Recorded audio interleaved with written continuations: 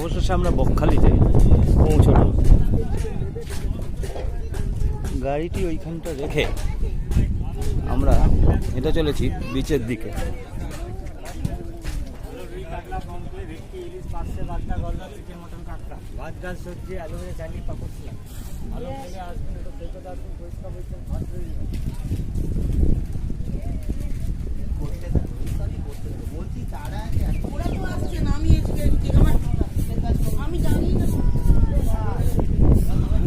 দোকান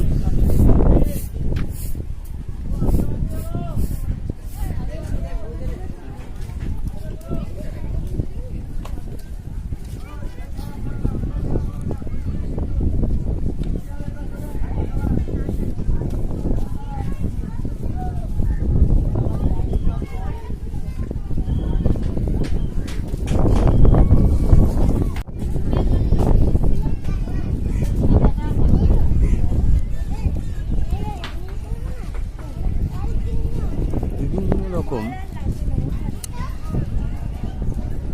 লোক।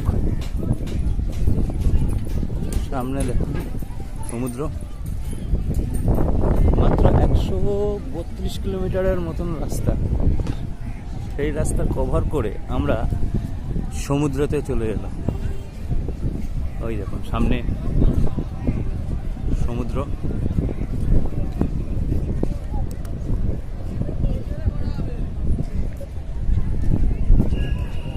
আমরা এখন সমুদ্র তটে এসে পৌঁছেছি। আমার সঙ্গে আমার ফ্রেন্ড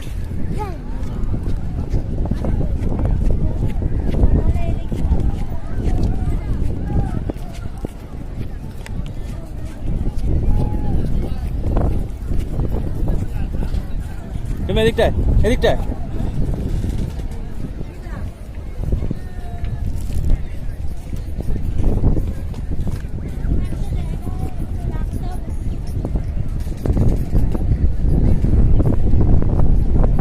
বকখালিতে আমরা বহু দিন ধরে আসছি বাড়ির কাছে, কিন্তু এটা বড্ড বেশি অবহেলিত।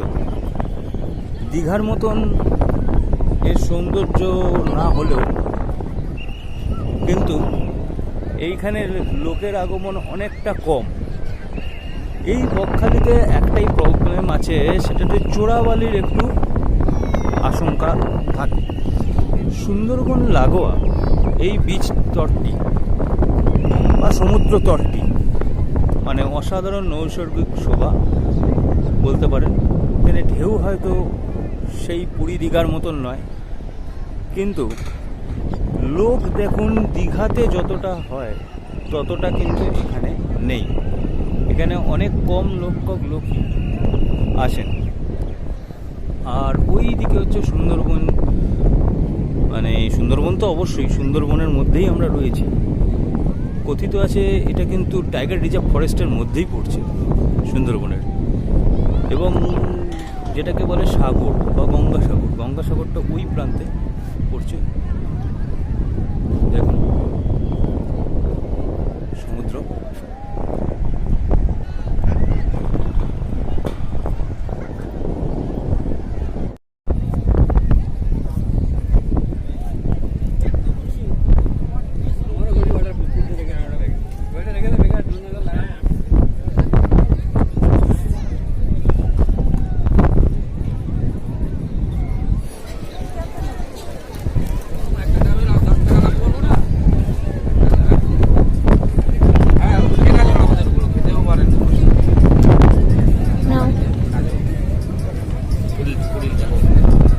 সমুদ্রের ধারে এসছি আর ডাব খাবো না, এটা হতে পারে? কি হলো, নাকে জল ঢুকে গেছে?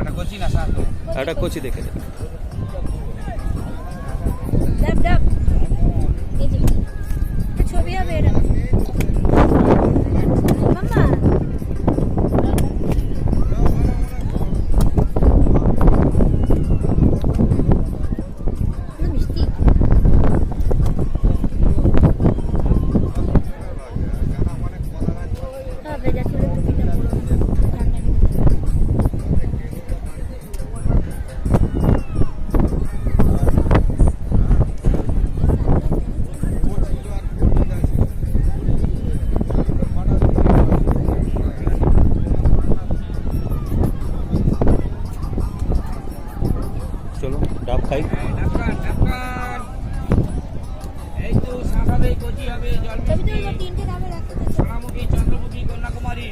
ধর বাবু আগে খেয়ে নিচ্ছে এখানটা ধর ছবি তুলবো চলো স্যার তুলবে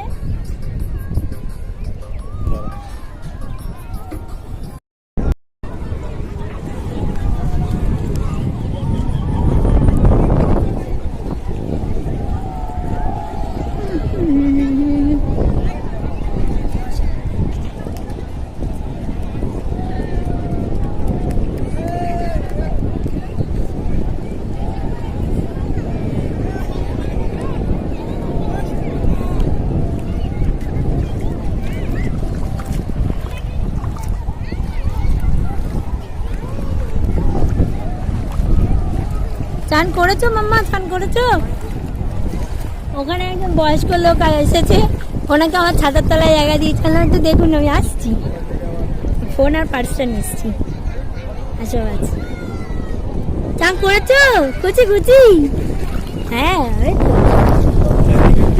চলো চলো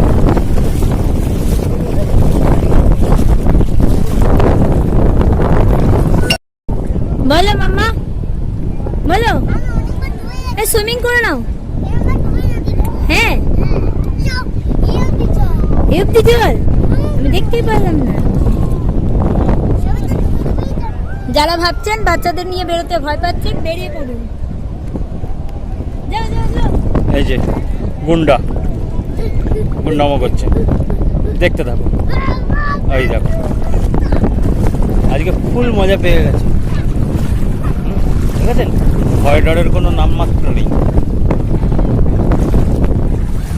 যেটা বলছিলাম আমরা এখানে একটা ছাতা আর চেয়ার ভাড়া নিলাম আমাদের আজকে আমি যেহেতু খানিকক্ষণের মধ্যে আমরা ফিরে যাব সেই জন্য আমরা হোটেল আর নিলাম না কারণ আমরা এসেছিলাম সকালবেলা স্টার্ট করেছিলাম 11টায় পৌঁছেছি মোটামুটি 2-2:30টার মধ্যে আমরা এখান থেকে রওনা দেবো আবার বাড়ির পথে তাই এই গুন্ডা একটুখানি চান করে নিক মজা করে নেবে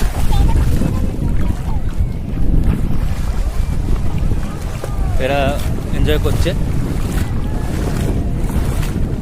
সারাদিনের ব্যস্ততার মধ্যেখানে এই এক চিন্তায় যে রিফ্রেশমেন্ট আমি আগেই বলেছিলাম যেটা অনেকটা এনার্জি দিয়ে দেয় সেই এনার্জি এরা গ্যাদার করছে আমিও করছি হ্যাঁ ড্রাইভটা 4 ঘন্টার ড্রাইভ আবার 4 ঘন্টা ফিরতে হবে ঠিক আছে তাতে যদি এরকম আনন্দ পাওয়া যায় এবং এনজয়মেন্টটা হয় আর কি দরকার এটাই তো চাওয়া এই ভালো লাগাটা এই ভালো থাকাটাই তো দরকার তাই বন্ধুদের আমি একটাই বলবো সময় সুযোগ যখনই পাবে বেরিয়ে পড়ো নিজের গাড়ি থাকতেই হবে এর কোনো মানে নেই ট্রেন বাস যা ইচ্ছে যেমনভাবে ঘোরার নেশাটা থাকতে হবে কাছে পিঠে অল্প খরচায় বেড়ানো মানে এটাই নয় যে প্রচুর খরচা করে ঘোরা এই যে আজকে আমরা এসেছি হ্যাঁ গাড়ির তেলটা হয়তো বলেছি গাড়ির তেলটা যদি আমি সরিয়ে দিই তাহলে কিন্তু সেরকম খরচা নয় শিয়ালদা থেকে 25 টাকা বোধ হয় টিকিটের দাম এক একজনের আর এখানে ধরুন আরও 25 টাকা খাওয়া দাওয়া সব মিলিয়ে আপনারা ওই 500-600 টাকার মধ্যে ঘোরা হয়ে যাবে যদি মনে করেন যে শহরের একঘেয়েমি লাগছে সেখান থেকে খানিকক্ষণের জন্য এটা করা যেতেই পারে তাতে হয় কি আমরা যা ব্যস্ততার মধ্যে জীবন কাটাই সেইখান থেকে যে খানিকটা অক্সিজেন এবং রিফ্রেশমেন্ট পেলেন পরিবারকে নিয়েই হয়তো সেইটা আপনার আগামী দিনের কাজের ক্ষেত্রে প্রচণ্ড উপকারে লাগবে যাই হোক বকখালি এই আমরা চেষ্টা করব যে ওইদিকে জঙ্গলটার কাছটায় যাওয়ার চলুন এগিয়ে চলি ততক্ষণ এগিয়ে যাওয়ার পর আমরা বলছি এসো না দেখে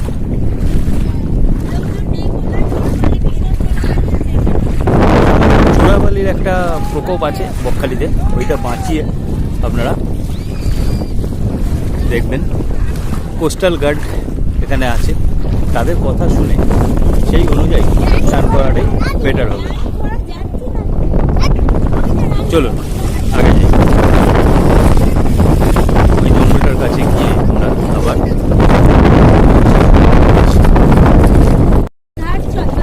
সামনে একটা জিনিস হঠাৎ চোখে পড়লো, তাই ওটাও দেখাতে গেলাম। দেখুন, বালির চর জেগে উঠেছে সমুদ্রের মধ্যিখানে, যেটা এখন ভাটার টাইম, তাই ওই জায়গাটা দেখুন বালি, এবং বালিগুলো ভেসে ভেসে আসছে। জুম আউট করলাম।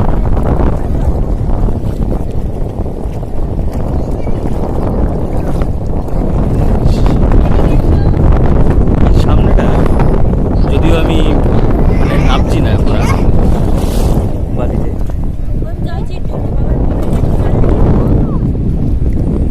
তাই জন্য সামনে দিয়ে দেখালাম না, আর একবার দেখাচ্ছি জুম করে। ওই ছেলেগুলো